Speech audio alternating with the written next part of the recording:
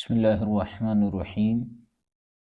الحمد للہ رب العالمین والصلاة والسلام علی سید الانبیاء والمرسلین اما بعد فاعوذ باللہ من الشیطان الرجیم بسم اللہ الرحمن الرحیم۔ علم کلام پر مشتمل مشہور و معروف متن العقیدۃ الطحاویہ، جو کہ امام طحاوی رحمۃ اللہ تعالی علیہ کی تصنیف کردہ ہے، اس کے دروس کا سلسلہ چل رہا ہے۔ اور گزشتہ سبق میں جو ہم نے جہاں تک اس کو پڑھا تھا وہ یہ تھا کہ والمیثاق الذی اخذہ اللہ تعالی من آدم وذریتہ حق، اسی طرح فرمایا وقد علم اللہ تعالی فیما لم یزل عدد من يدخل الجنة وعدد من يدخل النار جملة واحدة فلا یزاد فی ذلک العدد ولا ينقص منہ، کہ جو اہل جنت ہیں اللہ تبارک و تعالی ان کی تعداد کو بھی اپنے علم ازلی کے ذریعے جانتا ہے، اور جو اہل جہنم ہیں ان کو بھی جانتا ہے۔ اور جملتاً واحدتاً کا مطلب یہ ہے کہ ایک ساتھ اسے اس کا علم ہے، ایسا نہیں ہے کہ آہستہ آہستہ کر کے اسے اس کا علم ہوتا ہے۔ اور یہ جو عدد اسے معلوم ہے کہ کتنے لوگ جنت میں جائیں گے کتنے جہنم میں، اس عدد میں نہ کوئی کمی ہو سکتی ہے اور نہ کوئی زیادتی، ٹھیک ہے۔ اچھا، اس کے بعد آگے ارشاد فرمایا کہ وَكَذَلِكَ أَفْعَالَهُمْ فِيمَا عَلِمَ مِنْهُمْ أَنْ يَفْعَلُوهُ، اور اسی طرح سے اللہ تبارک و تعالی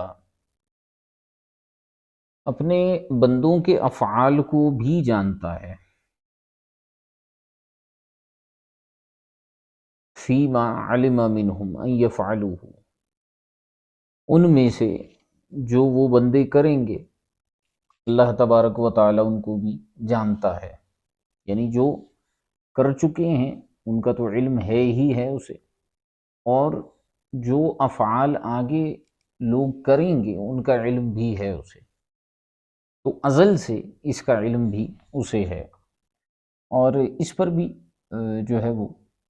قرآن پاک میں بھی اللہ تبارک و تعالی نے اس کا ذکر کیا، اور اسی طرح سے دیگر نصوص سے بھی ہمیں اس کی طرف اشارہ ملتا ہے۔ ان اللہ بکل شیء علیم، صحیح ہے، کان اللہ بکل شیء علیما وما کان ربک نسیا، یہ جتنی بھی آیتیں ہیں یہ اسی بات پر دلالت کرتی ہیں کہ لوگوں کے افعال بھی علم باری تعالی میں پہلے سے موجود ہیں۔ اور اسی طرح فرمایا وَكُلٌّ مُيَسَّرٌ لِمَا خُلِقَ لَهُ، بڑی اہم چیز ہے کہ یہ بھی ہمارا عقیدہ ہے کہ ہر شخص کو وہی میسر آتا ہے جس کے لیے اسے پیدا کیا گیا ہے، یعنی انسان کو اسی چیز کی توفیق ملتی ہے جس کے لیے اسے پیدا کیا گیا ہے، یعنی جو اس کی تقدیر میں ہے اس وہ والا رستہ اس کے لیے آسان ہوتا ہے۔ اب کسی کو یعنی کسی کا جو خاتمہ ہے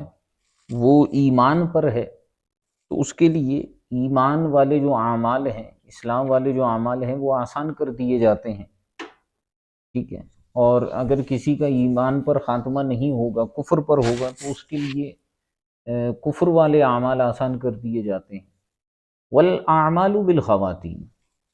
اور فرمائیں کہ اعمال کا جو ہے وہ دار و مدار یہ نیتوں پر ہے، ٹھیک ہے، سوری، اعمال کا دار و مدار خاتمے پر ہے، کہ انسان کا خاتمہ جس چیز پر ہوگا اسی اعتبار سے عمل کا ثواب اسے ملے گا یا نہیں ملے گا، یعنی اگر اس کا خاتمہ ایمان پر ہوا تو نیک اعمال کا ثواب ملے گا، اور اگر خاتمہ ایمان پر ہوا ہی نہیں تو پھر ان اعمال کا کوئی فائدہ نہیں ہے، ٹھیک ہے۔ اچھا، اس میں ایک بڑی مشہور و معروف حدیث مبارکہ ہے جو بخاری مسلم دونوں میں موجود ہے۔ حضرت سہل بن سعد سے روایت ہے، نبی پاک علیہ الصلوۃ والسلام نے ارشاد فرمایا کہ انسان جو ہے وہ بعض اوقات جہنمیوں والے عمل کرتا ہے، یہاں تک کہ وہ بالکل جہنم کے قریب پہنچ جاتا ہے،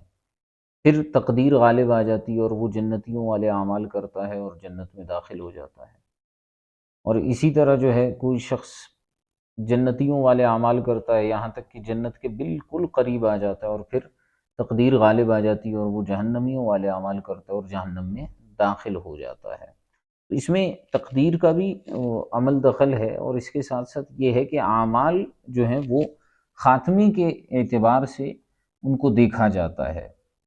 ٹھیک ہے۔ اب کوئی شخص جو ہے وہ دنیا میں لوگوں کو کھانا کھلا رہا ہے، بڑے اچھے اعمال کر رہا ہے، غریبوں کی امداد کر رہا ہے، لیکن حالت کفر پر اس کا انتقال ہوا، دنیا سے گیا، تو پھر اس کے ان اعمال کا کوئی فائدہ نہیں ہے۔ والسعید من سعد بقضاء اللہ تعالی، تو اسی کے پیش نظر ارشاد فرمائے سعید نیک بخت وہ ہے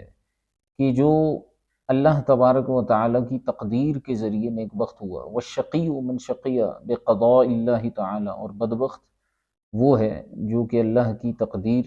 کی وجہ سے جو ہے وہ بدبخت ہو گیا، ٹھیک ہے۔ وَأَصْلُ الْقَدْرِ سِرُّ اللَّهِ فِي خَلْقِهِ، بڑی خوبصورت جو ہے وہ عبارت آ رہی ہے یہاں پر کہ جو تقدیر کی اصل ہے اور حقیقت ہے وہ یہ ہے کہ سر اللہ فی خلقہ،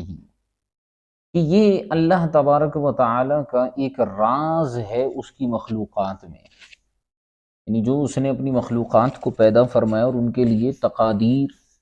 جو مقرر فرمائی ہیں، ان کا عمل کے ساتھ بڑا عمل دخل ہے،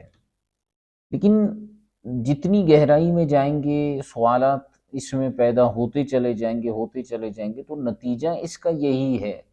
کہ یہ اللہ تبارک و تعالیٰ کا ایک بہت بڑا راز ہے اس کی مخلوق میں۔ لم یطلع علی ذلک ملک مقرب ولا نبی مرسل، یہ ایک ایسا راز ہے کہ جس پر کوئی مقرب ترین فرشتہ اور کوئی نبی مرسل بھی آگاہ نہیں ہوا، یا اللہ تبارک و تعالی نے کسی کو اس پر آگاہ نہیں فرمایا۔ اب اس پر آپ کو روایتیں بہت ساری ملتی ہیں، یہ مبرم حقیقی کے متعلق بات ہو رہی ہے، آپ نے تقدیر کی اقسام پڑھی ہوں گی، مبرم حقیقی، شبیہ بمبرم، معلق محض، یہ جو تقدیر کی اقسام ہیں، تو ان میں جو مبرم حقیقی ہوتا ہے وہ ایسا ہے کہ وہ اٹل فیصلہ ہے، اس میں تعلیق مذکور نہیں ہوتی۔ اب یہ پوری تقدیر کی بحث ہے، اس میں تعلیق مذکور نہیں ہوتی، اور اس کا عالم یہ ہوتا ہے کہ اگر کوئی فرشتہ یا کوئی نبی بھی اس کو بدلنے کے متعلق اللہ تبارک و تعالیٰ سے دعا کریں تو اللہ تبارک و تعالیٰ ان کو بھی منع فرما دیتا ہے۔ حضرت سیدنا ابراہیم علیہ السلام نے جو قوم لوط کے حوالے سے کہا تھا، عرض کی تھی، تو اللہ تبارک و تعالیٰ نے فرمایا یا ابراہیم وعارض عن ھذا، اس دعا سے آپ باز آ جائیے، یعنی اس دعا سے کو ترک کر دیجئے، کیونکہ تقدیر ہے، اب اس میں جو ہے کسی بھی قسم کی تبدیلی نہیں ہوگی اور وہ مبرم حقیقی ہے۔ اسی طرح جو ہے وہ حضرت نوح علیہ السلام کا بیٹا تھا، وہ غرق ہو رہا تھا، فرمایا انہ لیس من اہلک، یہ آپ کے اہل میں سے ہی نہیں ہے، اس کے بارے میں فیصلہ اٹل فیصلہ ہو چکا ہے، اس کے بارے میں آپ جو ہے وہ دعا نہ کریں، صحیح ہے۔ تو یہ جو مبرم حقیقی ہے اس میں کسی بھی قسم کی تبدیلی نہیں ہو سکتی، ٹھیک ہے،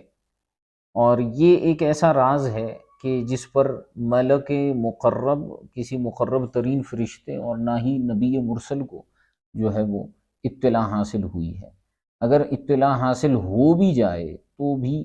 اگر وہ اس کو بدلنے کی دعا کریں گے تو ان کو منع کر دیا جائے گا۔ وَالتَّعَمُّقُ وَالنَّظْرُ فِي ذَلِكَ ذَرِيعَةُ الْخِذْلَانِ، اور اس میں غور و فکر کرنا، باریک بینی سے اس کو دیکھنا، یہ جو ہے وہ خذلان یعنی رسوائی اور ناکامی کا ذریعہ ہے۔ وسلم الحرمان اور محرومی کی سیڑھی ہے، ودرجۃ الطغیان اور سرکشی اور طغیانی کی سیڑھی ہے، اس میں قدم رکھنا ہے۔ فالحذر کل الحذر، لہٰذا اس سے مکمل طور پر بچنا چاہیے، من ذالک، اس سے مکمل طور پر بچنا چاہیے، نظراً و فکراً و وسوستاً، غور و فکر کرتے ہوئے بھی اور وسوسے کے طور پہ بھی اس بحث سے جو ہے وہ رک جانا چاہیے۔ جہاں تک تقدیر سمجھ میں آتی ہے اس پر ایمان لائیں، اور جو سمجھ میں نہیں آتا اس پر بھی ایمان لے کر آئیں، ٹھیک ہے۔ باقی جو اس کی حقیقت ہے، جہاں تک اشکالات آئیں گے، جیسے میں نے آپ کو کہا، تو غور و فکر کرتے رہیں گے، اشکالات بڑھتے چلے جائیں گے، کیا کریں گے۔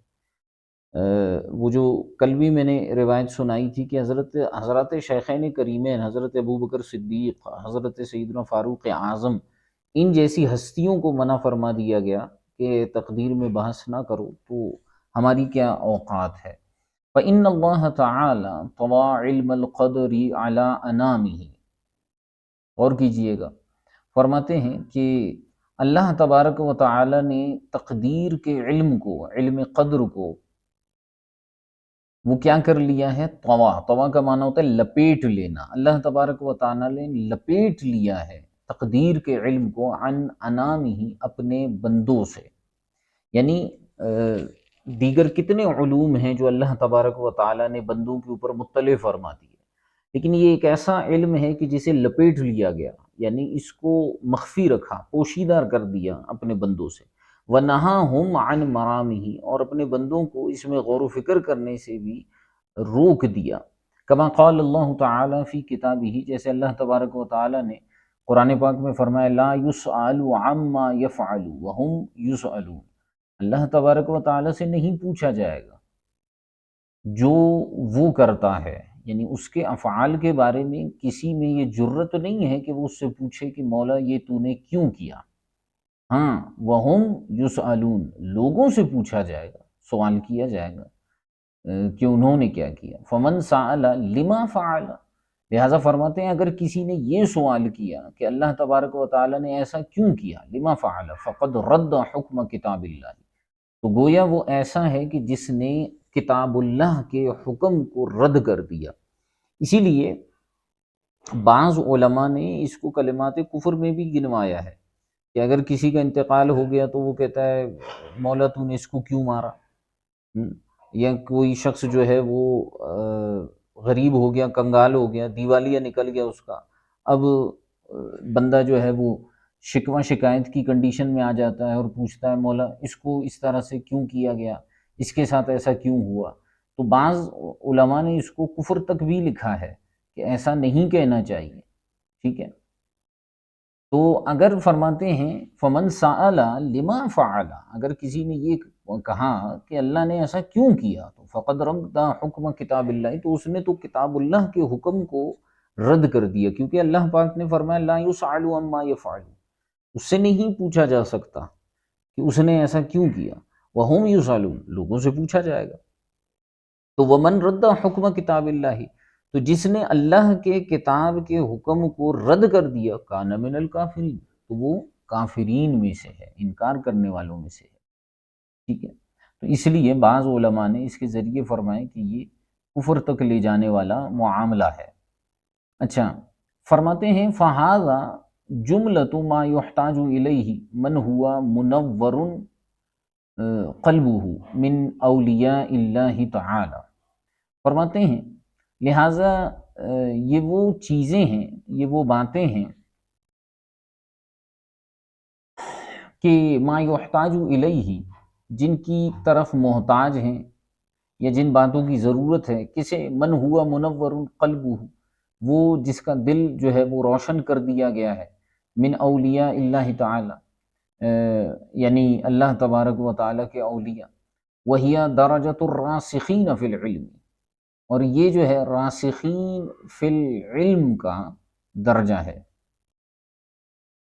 ٹھیک ہے۔ یعنی ان تک رسائی جو ہے وہ ان لوگوں کو ہوتی ہے جن کے قلوب کو منور کر دیا گیا ہے، جن کے دل پاک ہیں، صاف ہیں، شفاف ہیں،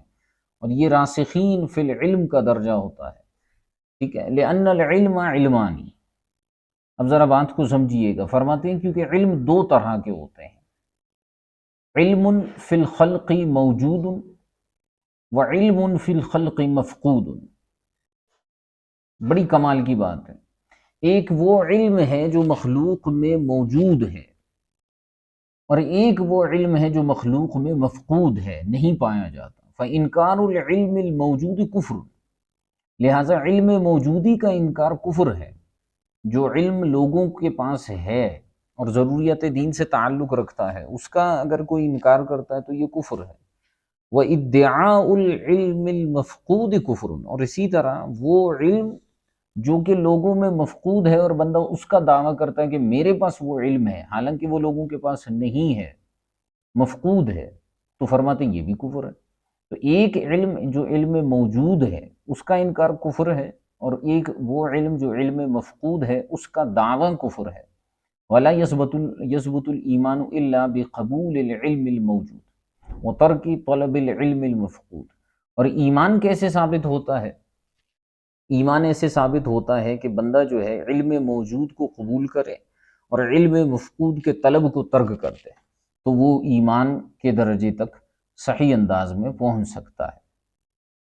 اچھا، اس کے بعد فرماتے ہیں وَنُؤْمِنُ بِاللَّوْحِ وَالْقَلَمِ، اسی طرح ہم لوح و قلم پر ایمان لاتے ہیں، وَبِجَمِيعِ مَا فِيهِ قَدْ رُقِمَ، اور اسی طرح جو کچھ اس کے اندر لکھا گیا ہے لوح کے اندر اس پر بھی ہم ایمان لاتے ہیں۔ اللہ تبارک و تعالیٰ نے قرآن پاک میں فرمایا بل ہوا قرآن مجید فی لوح محفوظ، ٹھیک ہے، اس کا ثبوت ہے کہ یہ قرآن مجید ہے، لوح محفوظ میں ہے، صحیح ہے۔ تو اسی طرح فرمایا نون والقلم وما یسطرون، ٹھیک ہے، قلم کی قسم اور وہ جو وہ لکھتے ہیں، تو یہ لوح و قلم کا تو ذکر موجود ہے، ٹھیک ہے، اور اگر کوئی اس کا انکار کرتا ہے تو علماء نے اس کی بھی تکفیر فرمائی ہے، اور جو کچھ اس میں لکھا گیا اس پر بھی ایمان لانا ضروری ہے۔ فرماتے ہیں فَلَوْ اجْتَمَعَ الْخَلْقُ كُلُّهُمْ عَلَى شَيْءٍ كَتَبَهُ اللَّهُ تَعَالَى فِيهِ أَنَّهُ كَائِنٌ، اللہ تبارک و تعالیٰ نے لوح محفوظ میں اگر کسی چیز کو لکھ دیا ہے کہ وہ چیز ہونے والی ہے یعنی ہوگی، اور اگر کوئی مخلوق میں سے تمام مخلوق جمع ہو جائے اس کے بارے میں لِيَجْعَلُوهُ غَيْرَ كَائِنٍ، کیوں جمع ہو جائیں؟ یہ دیکھیں، یہ فَلَوْ اجْتَمَعَ الْخَلْقُ، اس کا تعلق یہ آگے آ رہا ہے لِيَجْعَلُوهُ، اگر پوری مخلوق جمع ہو جائے کسی ایسی چیز کو بدلنے کے لیے، نہ کرنے کے لیے جمع ہو جائے جس کو اللہ تبارک و تعالیٰ نے لوح محفوظ میں لکھ دیا کہ وہ چیز ہوگی، فرماتے ہیں لم یقدروا علیہ، کوئی بھی اس پر قادر نہیں ہوگا، ولو اجتمعوا کلہم علی شیء لم یکتبہ اللہ تعالی فیہ لیجعلوہ کائنا، اور اگر وہ چیز جس کو اللہ تبارک و تعالیٰ نے لوح محفوظ میں نہیں لکھا، یعنی جس کا نہ ہونا بیان فرمایا، تو اگر جو ہے پوری کائنات جمع ہو جائے، سب جمع ہو جائیں اس چیز پر کہ اس کو ہونے والا کر دیں، لم یقدروا علیہ، تو وہ لوگ اس پر بھی قادر نہیں ہوں گے۔ آگے فرمائیں کہ جف القلم بما ہوا کائن الی یوم القیامہ، فرماتے ہیں کہ قلم خشک ہو گیا، قلم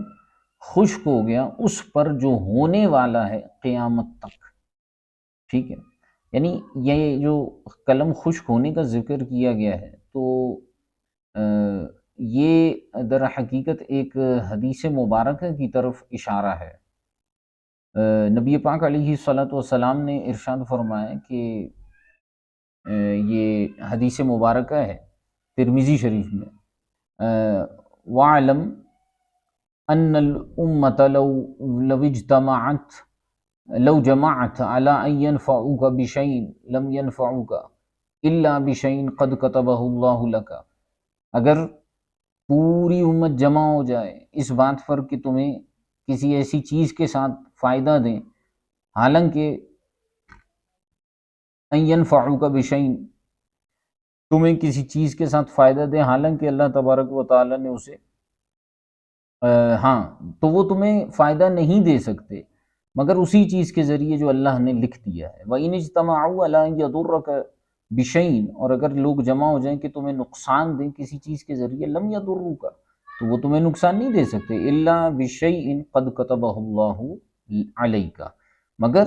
اسی چیز کے ذریعے تمہیں نقصان دے سکیں گے جو اللہ نے تیرے لیے لکھ دیا ہے۔ پھر حضور نے فرمایا رفعت الاقلام وجفت الصحف، قلموں کو اٹھا لیا گیا، اور جو صحف تھے یعنی تقدیریں تھیں وہ خشک ہو گئی۔ یعنی آپ کسی چیز کے ذریعے تحریر کرتے ہیں نا قلم کے ذریعے، تو جب آپ کی تحریر مکمل ہو جاتی ہے تو آپ قلم کو اٹھا لیتے ہیں، اور جو آپ نے تحریر کی ہوتی ہے وہ خشک ہو جاتا ہے۔ تو اس کا معنی ہوتا ہے کہ جو تحریر تھی وہ مکمل ہو گئی، اب اس کے بعد نہیں لکھا جائے گا۔ تو حضور نے فرمایا کہ بھئی قلموں کو جو ہے نا اٹھا لیا گیا اور صحف خشک ہو گیا۔ تو علامہ طحاوی نے فرمایا جف القلم بما ہوا کائن الی یوم القیامہ، یہ اسی کی طرف اشارہ ہے کہ فرمایا کہ قلم خشک ہو گیا اس پر جو ہونے والا تھا قیامت تک کے لیے، ٹھیک ہے۔ اچھا، اس کے بعد فرماتے ہیں وما اخطأ العبد لم یکن لیصیبہ وما اصابہ لم یکن لیخطئہ۔ وما اخطأ العبد، وہ چیز جو بندے سے رہ گئی، اخطاء کا ایک تو معنی ہوتا ہے خطا، غلطی ہو جانا، اور ایک چیز ہے رہ جانا، کیونکہ غلطی میں بھی بندہ کسی چیز سے رہ جاتا ہے یا کوئی چیز انسان سے رہ جاتی ہے، تو خطا کا اصل معنی ہے لغت میں رہ جانا، ٹھیک ہے۔ تو وہ چیز جو بندے سے رہ گئی یعنی بندے کو نہ پہنچی، تو لم یکن لیصیبہ، تو وہ اسے نہیں پہنچنے والی تھی، یعنی اس کی تقدیر میں یہ تھا کہ یہ چیز اس کو نہیں پہنچے گی۔ یعنی کسی کو دولت نہ ملی تو اس کا مطلب یہ ہے کہ تقدیر میں یہی تھا کہ اسے دولت نہیں ملے گی۔ وما اصابہ، اور جو اسے پہنچ گئی تو لم یکن لیخطئہ، تو لیخطئہ، تو تقدیر میں یہی تھا کہ وہ اس سے جو ہے وہ رہ نہیں جائے گی، اس سے خطا اس کی نہیں ہوگی بلکہ اس کو پہنچنے والی ہے، ٹھیک ہو گیا۔ اسی طرح آگے ارشاد فرماتے ہیں وَعَلَى الْعَبْدِ أَن يَعْلَمَ أَنَّ اللَّهَ قَدْ سَبَقَ عِلْمُهُ فِي كُلِّ كَائِنٍ مِّنْ خَلْقِهِ، اور بندے کے اوپر جو ہے وہ یہ ضروری ہے کہ وہ اس چیز کو جان لے کہ بے شک اللہ تبارک و تعالی نے قد سبق علمہ، کہ اس کا علم جو ہے وہ سابق ہو گیا، یعنی پہلے سے ہی اس کا علم موجود تھا، فی کل کائن من خلقہ، اس کے مخلوق میں سے ہر ہونے والی چیز میں اس کا علم پہلے سے ہی موجود تھا، یعنی اسے پہلے سے یہ موجود تھا، بندہ اس چیز کو جان لے، اس کا عقیدہ رکھ لے۔ فقدر ذلک تقدیرا محکما مبرما، لہٰذا اللہ تبارک و تعالی نے اسی کو بطور تقدیر محکمہ مبرمہ کے جو ہے مقرر فرما دیا۔ یعنی تقدیر کا بالکل آسان سا ایک سمپل جو معنی ہے وہ یہی ہے نا کہ اللہ تبارک و تعالی کے علم ازلی میں جو مخلوق جو اعمال کرنے والے تھے، لوگوں میں سے جو لوگ جو عمل کرنے والے تھے، اللہ تبارک و تعالی کے علم ازلی میں وہ چیز پہلے سے موجود تھی کہ یہ یوں کرے گا، یہ یوں کرے گا، تو اس نے اسی طرح سے اس کو تقدیر میں جو ہے وہ مقدر فرما دیا۔ تو اب ایسا نہیں ہے کہ جو تقدیر میں لکھا ہوا ہے بندہ وہ کرنے پر مجبور ہے، بلکہ جو بندے نے کرنے والا تھا وہ پہلے سے جو ہے وہ لکھ دیا گیا۔ تو اس کی میں ایک انتہائی سمپل سی مثال سے عموماً میں سمجھاتا ہوں اس چیز کو، کہ مثال کے طور پر آپ کسی شخص کے سامنے جو ہے وہ کوئی چھری رکھ دیں، ٹھیک ہے، اور اب وہ شخص وہاں پر کھڑا ہے، ابھی تک اس نے وہ عمل نہیں کیا، لیکن آپ کو پتہ ہے کہ یہ شخص اس چھری کے ذریعے کسی کا قتل کر دے گا، تو آپ کسی کاپی کے اوپر جو ہے نا لکھ دے کہ فلاں بندہ جو ہے فلاں شخص کا قتل کر دے گا، پھر اس کو بند کر کے رکھ دیں۔ اب وہ بندہ جو ہے وہ چھری کو اٹھائے اور کسی کو جا کر قتل کر دے، ٹھیک ہے،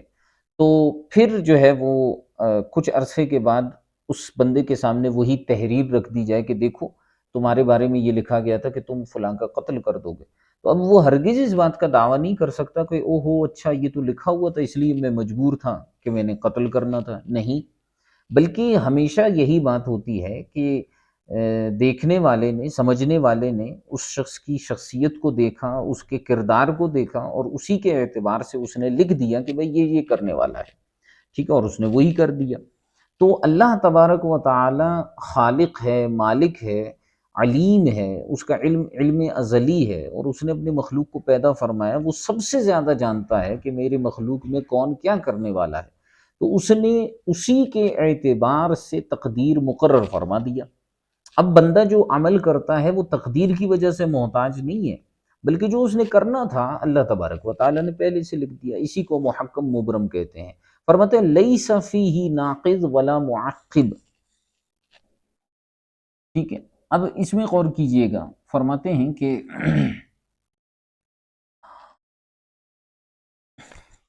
لیس فیہ ناقض ولا معقب، کہ اس میں جو ہے وہ کوئی ناقض، یعنی اس کو کوئی توڑنے والا نہیں ہے، اس میں کوئی توڑنے والی چیز نہیں ہے،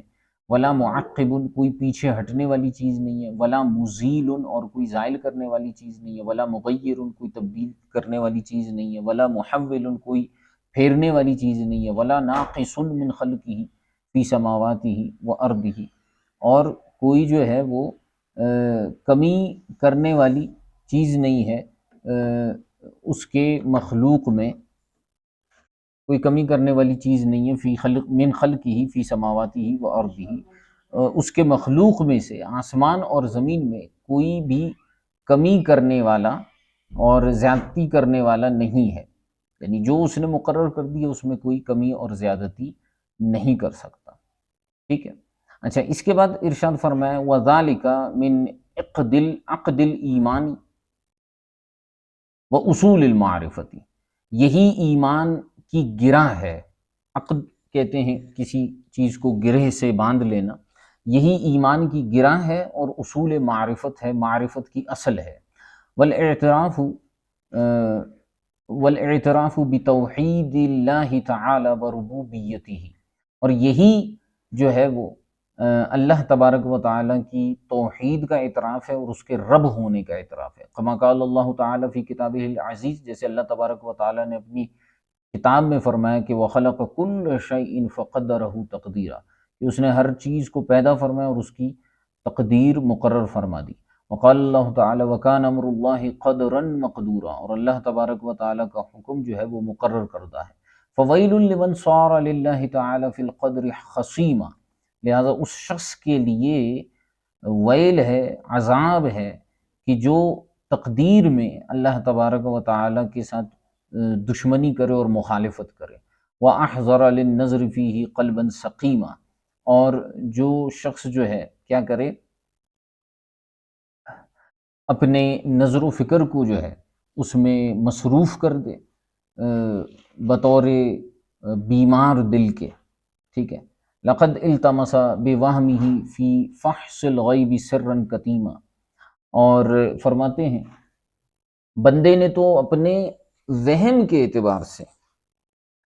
بندے نے تو اپنے وہم کے اعتبار سے التمس کا معنی ہوتا ہے کوئی چیز چپکے سے لے لینا،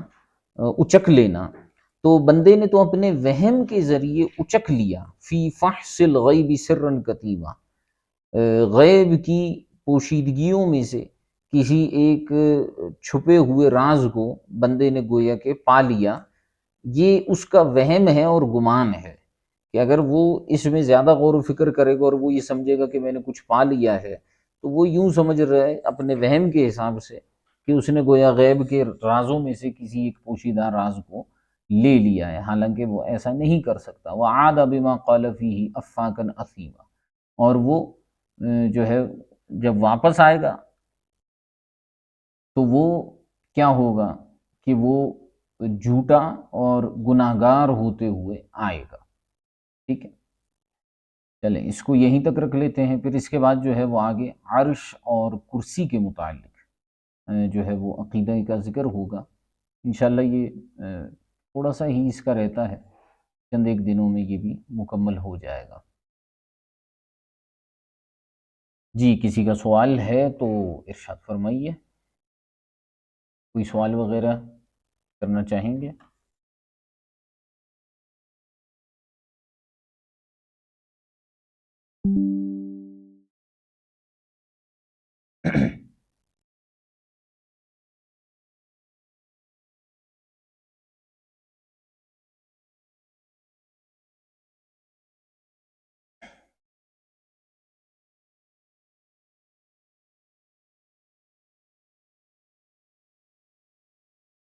جی کسی کا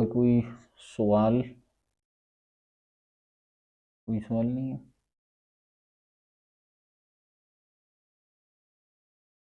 جی یہ سوال کر رہے ہیں کہ سروس کی خرابی 45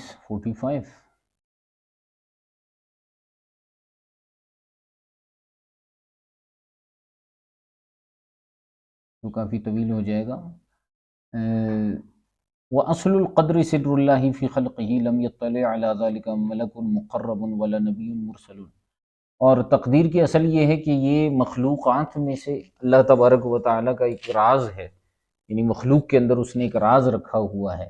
اور اس پر کسی مقرب فرشتے کو اور کسی نبی کو مطلع نہیں فرمایا، جس کو ہم مبرم حقیقی کہتے ہیں۔ اب اس میں اگر کوئی غور و فکر کرے گا تو وہ گمراہی تو کی جائے گا، اور فرمایا سلم الحرمان، محرومی کی سیڑھی پر چڑھ جائے گا۔ لہٰذا بندہ اس میں غور و فکر کرنے سے اور وسوسے سے جو ہے اجتناب کریں، کیونکہ اللہ تبارک و تعالی نے تقدیر کے علم کو اپنے بندوں سے لپیٹ لیا، یعنی بندوں کو اس کا علم نہیں دیا اور بندوں کو اس میں غور و فکر کرنے سے منع فرمایا۔ جیسے اللہ تبارک و تعالی نے قرآن پاک میں فرمایا لا یسأل عما یفعل وہم یسألون، اس سے نہیں پوچھا جا سکتا جو وہ کرتا ہے، ٹھیک ہے، ہاں بندوں سے پوچھا جائے گا ان کے اعمال کے متعلق۔ فمن سأل لما فعل، تو اگر کوئی شخص اللہ کے بارے میں یہ سوال کرتا ہے کہ اس نے ایسا کیوں کیا، تو فقد رد حکم کتاب اللہ، تو اس نے حقیقت میں کیا کیا کہ اللہ تبارک و تعالیٰ کے کتاب کا حکم رد کر دیا۔ ومن رد حکم کتاب اللہ کان من الکافرین، اور جو کتاب اللہ کے حکم کو رد کر دے تو وہ کافرین میں سے ہو جائے گا۔ اس لیے بعض علماء نے اس کو بھی کفر لکھا ہے کہ اگر کوئی شخص اللہ تبارک و تعالیٰ کے متعلق یہ کہے کہ اس نے ایسا کیوں کیا ایسا کیوں کیا، تو اس پر جو ہے وہ حکم کفر ہے، یعنی اعتراض کے طور پر اگر کوئی کہے۔ ہاں اگر حکمت اور مصلحت کو جاننے کے لیے کوئی سوال کرتا ہے تو یہ کفر نہیں ہے، ٹھیک ہے جی۔ اور کوئی سوال کرنا چاہیں گے؟